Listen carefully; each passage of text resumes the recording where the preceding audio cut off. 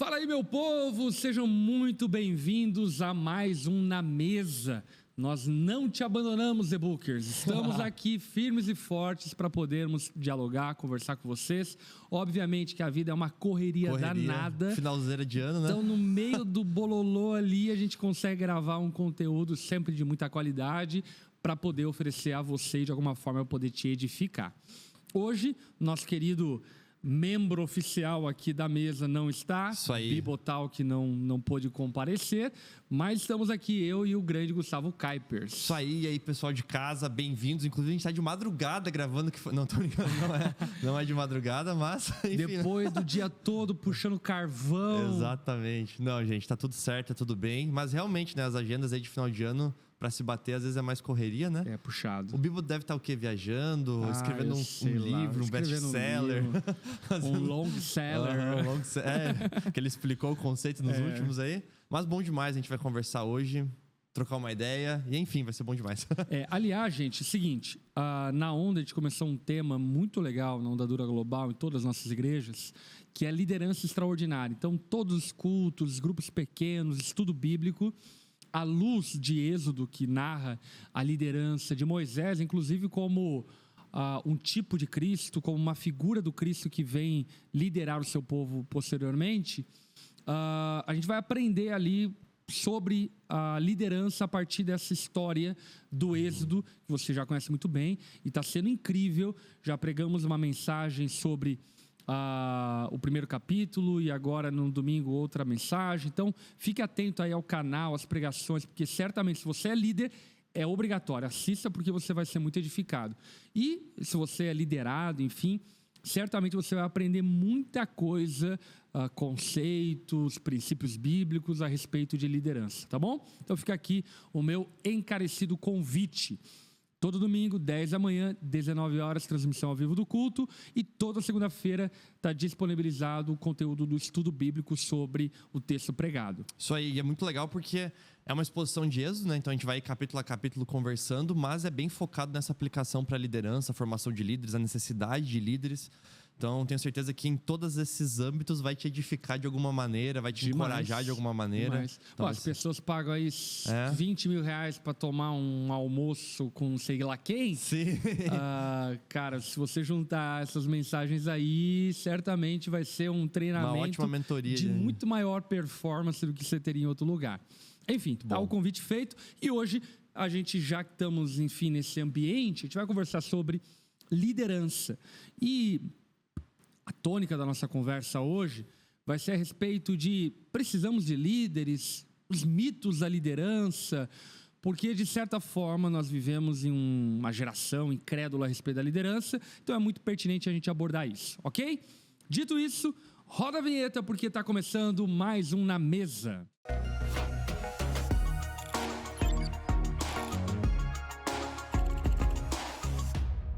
É isso aí, estamos aqui então para mais um Na Mesa, vamos falar sobre liderança e de antemão eu quero já de modo introdutório desfazer essa incredulidade ou inclusive essa credulidade equivocada de que, por exemplo, é possível ter um relacionamento com Deus sem estar submisso a autoridades, ou ainda é possível constituir família sem que haja liderança dentro de casa, ou ainda com conceitos corporativos, né? Vamos horizontalizar, ninguém manda em ninguém, todo mundo trabalha de maneira corporativa, enfim.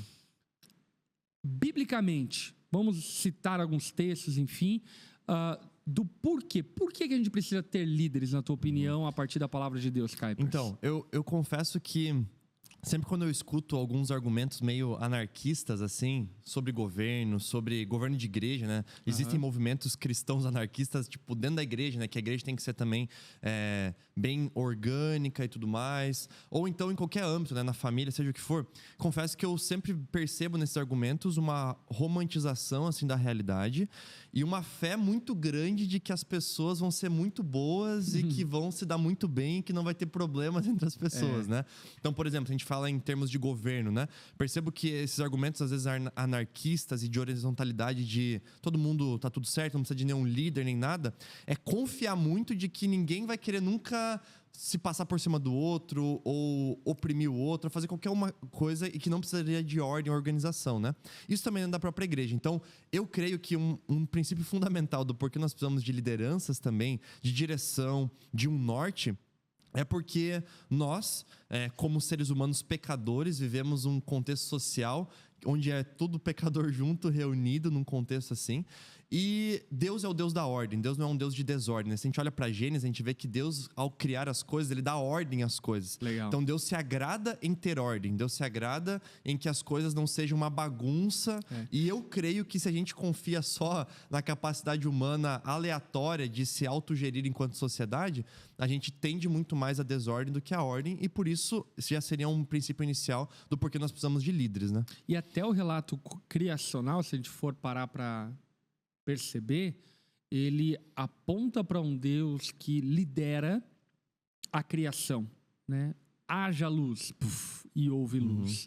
E isso, de certa forma, evoca a autoridade de Deus, a liderança de Deus, que, por sua vez, é distribuída e compartilhada a sua criação. Quando Deus, por exemplo, dá ao homem o grande mandato de ser fértil, multiplicar, encher a terra, ele também dá ao homem o seu mandato cultural de dominar sobre as coisas criadas, né? E desde então, deixando já impresso que o Criador estabelece a sua criação baseado na sua autoridade e perpetuando-se, subsistindo a partir de autoridade delegada. E aí então a gente vai ver, por exemplo, num relato de Juízes, a gente vai ver que houve um período em Israel onde era uma pseudo-anarquia, onde não havia grandes líderes, porque Moisés havia morrido, José havia morrido, a geração de grandes líderes havia passado, e aí então se estabelece o período dos juízes. O relato de Juízes cada um fazia o que bem entendia e a coisa era uma bagunça.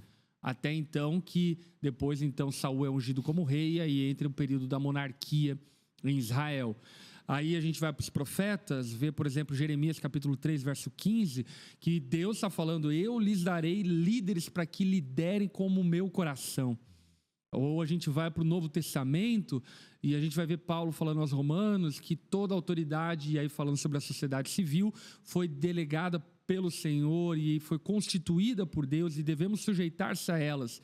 Ou ainda, Romanos 13, 8, Paulo vai falar sobre o dom da liderança, dizendo: olha, quem tem o dom da liderança que exerça com responsabilidade. Enfim, eu fiz esse passeio bíblico para que a gente perceba que a ideia de não haver líderes, a ideia de uma coisa meio orgânica, meio anárquica, meio cada um faz o que quer, ela não é uma ideia divina, ela não é uma ideia bíblica, ela não é uma ideia nem mesmo contemplada pré-queda e nem mesmo contemplada pós-glorificação.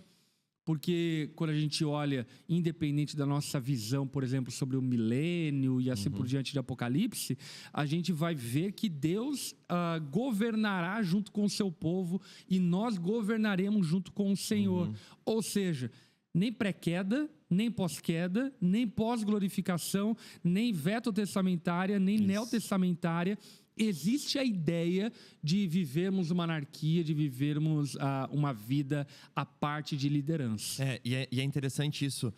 Por exemplo, às vezes as pessoas pensam, Antigo Testamento era tudo ainda meio um tribal, tudo um monte de clã, eles precisavam de alguém que liderasse, que conduzisse.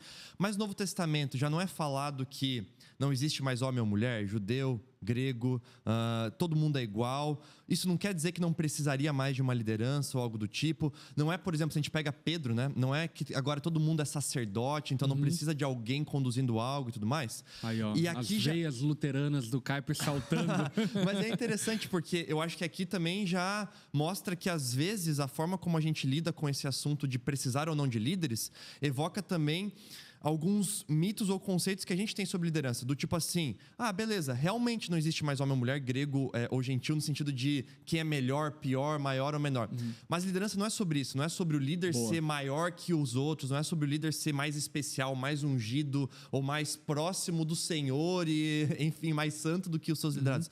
Também liderança não é sobre isso em primeiro lugar. Tanto que, por exemplo, se a gente pega isso que eu falei, né, de sacerdócio ali em Pedro, não é uma coisa do Novo Testamento. Na verdade, em Êxodo, que é o que a gente está estudando também, em Êxodo já, a nação de Israel é chamada a ser uma nação de sacerdotes para cumprir a promessa feita a Abraão de ser bênção para todas as famílias da terra. Exatamente. Então, já é uma compreensão desde o Antigo Testamento de que é para todo mundo ser bênção, é para todo mundo ter relacionamento com Deus, é para todo mundo ter responsabilidade, mas mesmo ali naquele contexto havia necessidade de lideranças. Só que daí qual que é o ponto, às vezes, da gente recusar lideranças?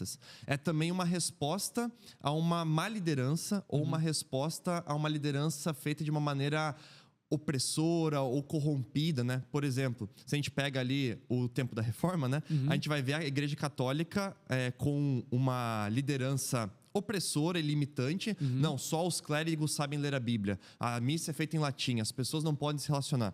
E aí você vê, por exemplo, isso que você mencionou, né, de ver da Reforma, mas de pegar a pessoa e falar assim, não, gente, todo mundo aqui é responsável, todo mundo é sacerdote, e a Bíblia autoriza isso, então todo mundo pode, por exemplo, batizar, todo mundo pode pregar a palavra, todo mundo pode fazer essas coisas.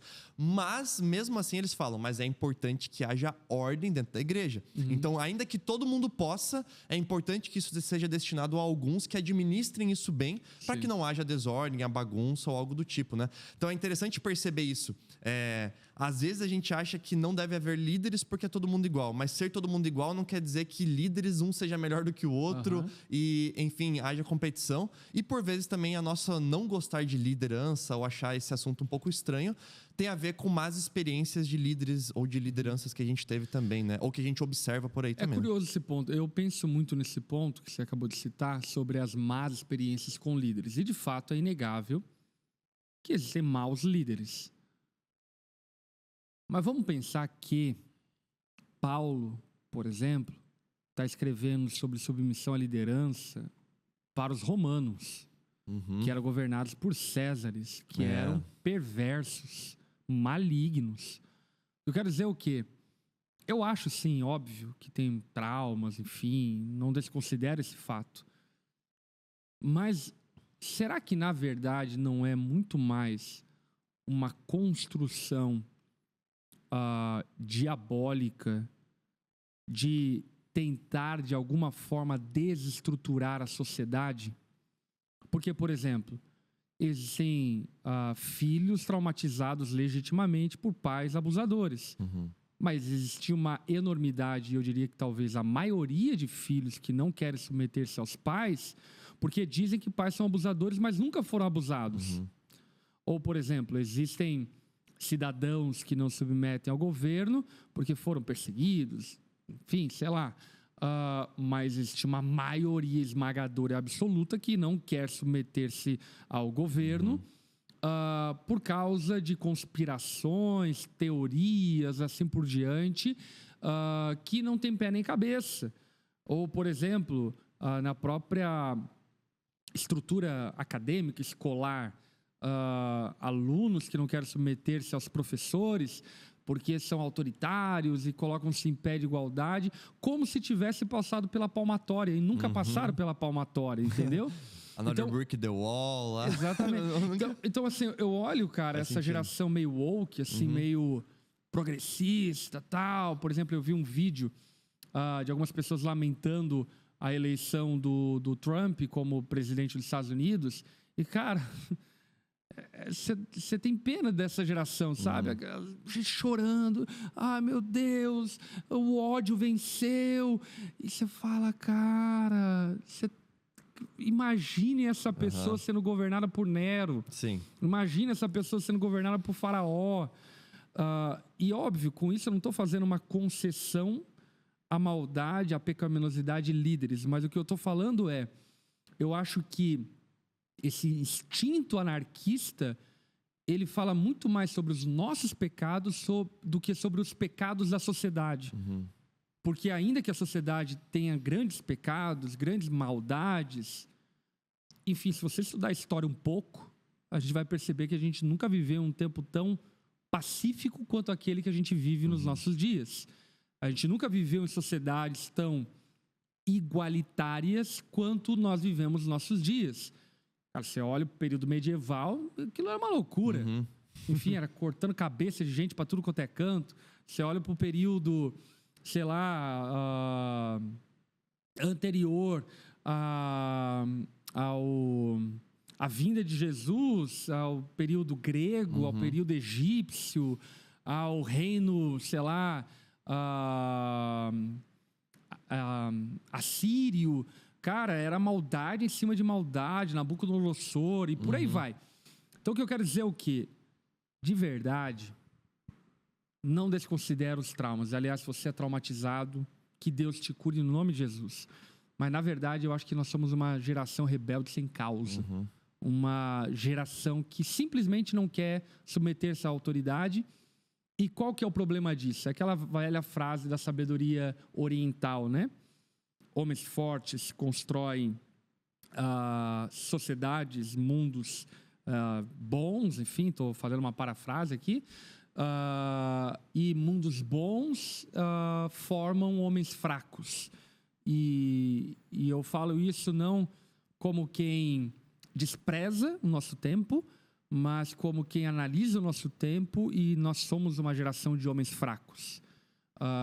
Gente mimada demais, gente que não suporta a submissão, gente que não é submissa, gente que em uma guerra desertaria, gente que em uma situação de caos fugiria, esconderia, gente que ao ser ameaçada por terroristas aplaudiria os terroristas e diriam para eles que eles são incríveis, enfim. Isso não está certo. Isso tem a tendência em gerar um caos generalizado, porque a gente não vive esse caos generalizado. Porém, se a nossa geração não reagir, os nossos filhos e netos vão viver em um mundo caótico, um mundo desequilibrado, um mundo desordenado em família, sociedade, por conta de uma geração rebelde como aquela que a gente vive. Não sei se você concorda com o que eu estou falando. Sim, concordo, até porque eu creio que o grande problema que dá origem a isso é justamente essa rebeldia do coração do ser humano, né? De querer ser senhor de si mesmo. E isso já começa desde o relacionamento com Deus. Então, bom, se eu não vou me submeter àquele que é o meu criador, por que eu vou me submeter a outra criatura, então, né?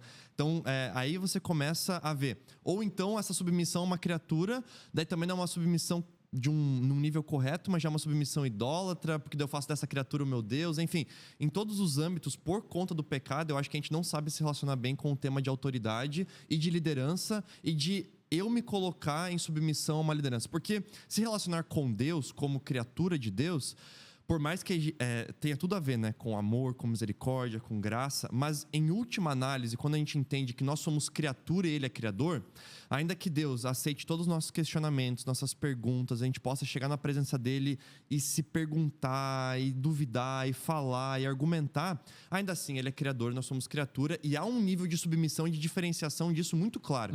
Só que o nosso coração rebelde às vezes quer ser até tão igual a Deus, que quer colocar questionamentos e pontos para Deus que superam a própria resposta que Deus daria limitante às suas criaturas, porque nós somos limitados nesse sentido, né? E aí então a gente olha para a sociedade em geral, olha para a questão da política, você falou agora também de eleição do Trump e tudo mais, a gente poderia se questionar, né? Bom, existe um sistema político ideal, bíblico talvez, né? Será que é monarquia parlamentarista? Será que é monarquia teocrática? Será que é república, presidencialismo e tudo mais? E aí a gente começa a observar quem são os nossos líderes e quem que a gente tem eleito como líder. Então, você pega ali a questão do Trump, não entrando aqui em méritos políticos ou ideológicos, mas você olha para as duas figuras, tanto o Trump como a Kamala Harris, ou então antes o Biden, você olha para o contexto do Brasil, você olha, enfim, para vários contextos do mundo inteiro. E você olha sempre aqueles que chegam na reta final, aqueles que são mais proeminentes. E aí você vê a sociedade dividida em se questionando, mas esse é horrível, esse é péssimo, esse é o menos pior, mas esse também é ruim. E sempre assim fazendo esse jogo. E a gente se questiona, mas então líder é tudo ruim? O que é isso? Mas a gente começa a se lembrar que, bom, isso também está refletindo quem nós somos como sociedade, esses líderes que nós estamos colocando. Então, também existe uma culpa no cartório nossa, em quem são os nossos representantes, em como a gente tem alçado essas pessoas. E aí a gente começa a questionar, bom, mas tal pessoa é ruim, tal pessoa é boa, tal pessoa é menos pior, isso, aquilo, mas a gente começa a perceber que nós, como sociedade, estamos com valores bem rebeldes, na verdade, em termos de liderança. E se a gente for se questionar quem que tem nos influenciado como formação de mentalidade para escolher líderes ou para formar líderes, então a gente vê que a crise está instaurada em nós mesmos, né? E não necessariamente só em quem se candidatou, por exemplo. Cara, isso é muito valioso. Aliás, deixa eu falar algo aqui. Eu acho, desconfio, que nenhum candidato vai ser adequado para nenhum de nós da nossa geração, a não ser nós mesmos. E o que isso revela? A rebeldia criacional. O homem querendo ocupar o lugar de Deus e não submetendo-se a absolutamente nada. Por exemplo, muitas ovelhas de Jesus, não sei se é bem de Jesus, enfim, mas vamos ser otimistas, nunca vão achar um pastor ideal, porque na verdade o que elas querem é ser pastores delas mesmas. Elas querem direcionar suas próprias vidas. Então, no final das contas, é só um reflexo de um ego, vaidade, arrogância, insubmissão, rebeldia crônica que a pessoa não se percebe. Porque é o que você falou. Por exemplo, candidatos presidenciáveis. Cara, eu não lembro de uma eleição, óbvio, nunca vai haver unanimidade, mas eu lembro de uma eleição onde a massa da população olhou e falou, não, esse aí é o melhor candidato e tá bom. Sempre aquela coisa, é o menos pior, ou eu não concordo. E tipo assim, ok, eu não concordo nem comigo mesmo, entende? Isso não é nem uma pauta relevante, não é nem algo para ser falado. A questão é quem é a autoridade, quem é que te lidera. E aí, inclusive, esse princípio criacional, ele também é replicado no princípio de autoridade na terra. Jesus, enquanto rabino, por exemplo, ensina que um discípulo nunca vai estar acima do seu mestre. E ali ele não está falando na condição e na qualidade de Deus. Ele está falando na qualidade de um rabino, exemplificando para os seus discípulos que ainda que seus discípulos tivessem ideias brilhantes, ainda que eles fizessem coisas incríveis, ele ainda, como rabino, seria maior que seus discípulos.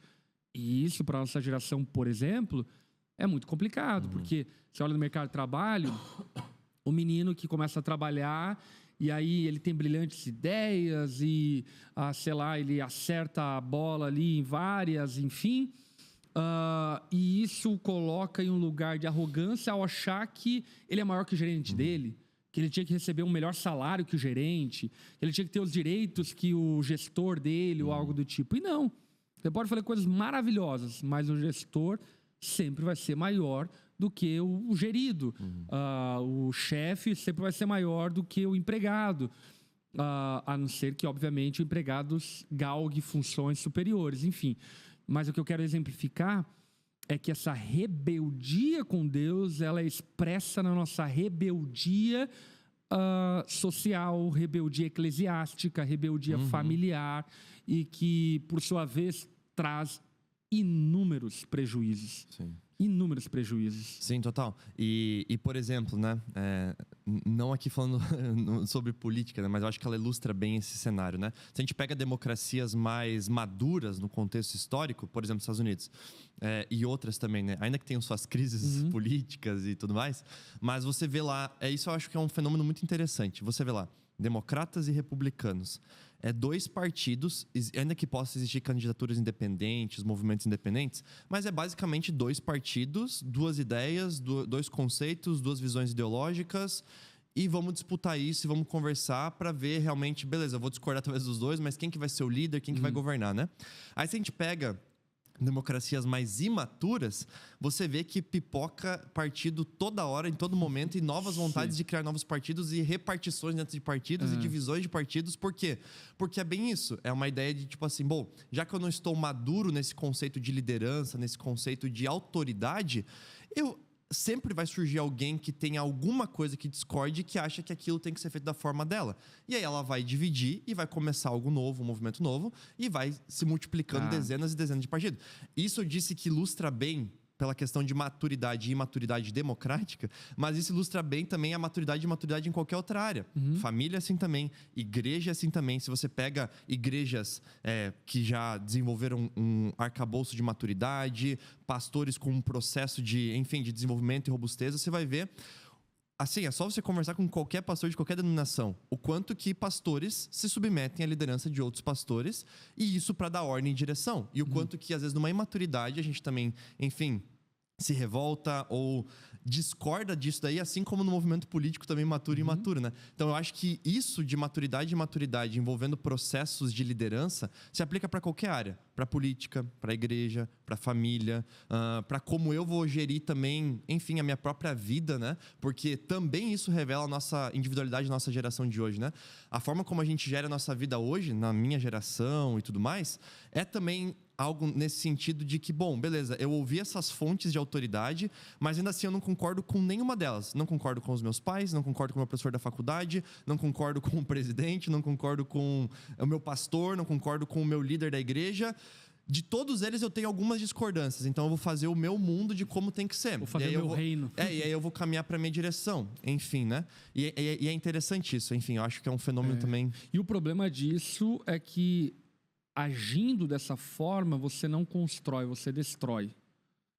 A única forma de construir algo sólido é através de liderança. Por exemplo, né, só exemplificando aqui de modo bem simplista, né? Existem várias teorias sobre como as pirâmides no Egito foram construídas, né? E não quero exatamente. Não quero entrar nessas loucuras. Mas uma coisa é fato. As pirâmides no Egito só foram construídas através da unidade e da liderança de um povo. Não quero entrar no mérito se foi escravo, até inclusive várias teorias dizem que foram homens livres, pagos para construir as pirâmides, enfim.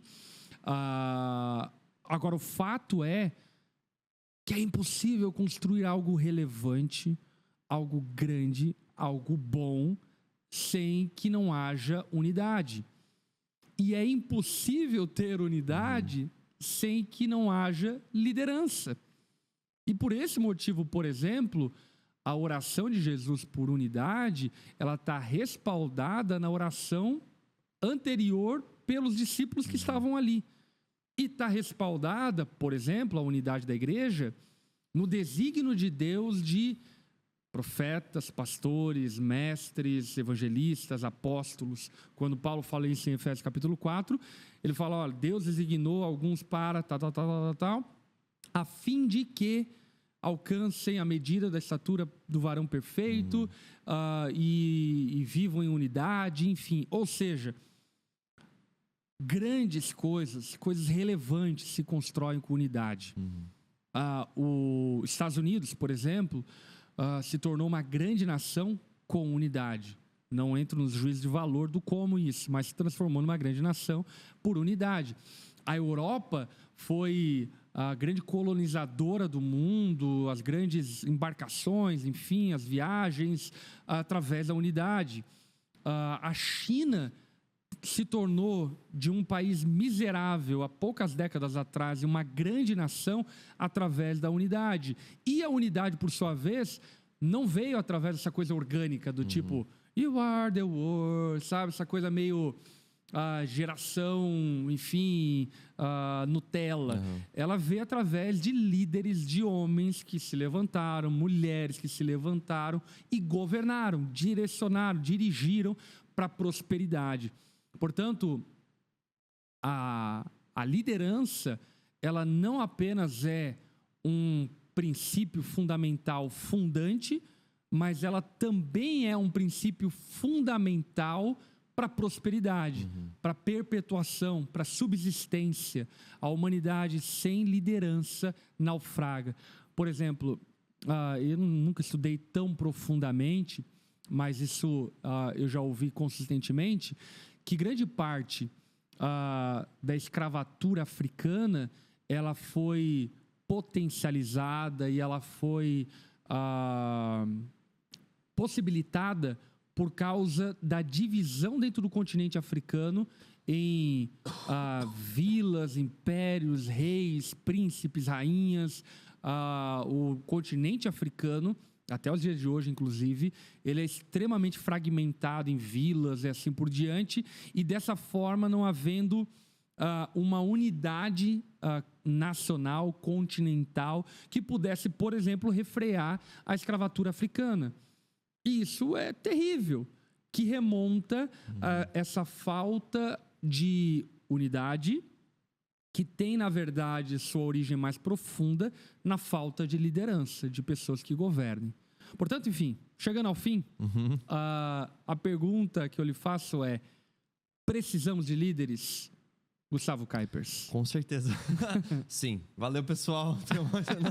Não, com certeza a gente precisa de líderes. Eu acho que um bom exemplo, também, complementando os exemplos que você já deu, é se a gente pegar e observar. No Brasil, a gente tem vários exemplos disso, mas ao redor do mundo também, de povos que migraram juntos para regiões diferentes. Né? Então, aqui no sul do Brasil, a gente tem muita colônia italiana, alemã, polonesa, enfim, a gente tem colônias que você vai ver essas cidades, geralmente são cidades muito prósperas, geralmente são cidades com uma boa qualidade de vida, geralmente são cidades onde, enfim, se cresceu muito indústria, comércio, cidades que cresceram dessa forma e que você observa a unidade muito forte, e não necessariamente eles se concordavam quando vieram para cá. Sim. Vieram talvez católicos, vieram luteranos, vieram reformados, vieram um monte de gente junto, mas eles tiveram que se unir como povo, e aí tinham alguém que liderava, geralmente a figura do pastor, geralmente a figura do pastor / professor da cidade ali e tal, ou padre, e acabava conduzindo e alimentando aquela colônia que eles se cooperavam e ajudavam de alguma maneira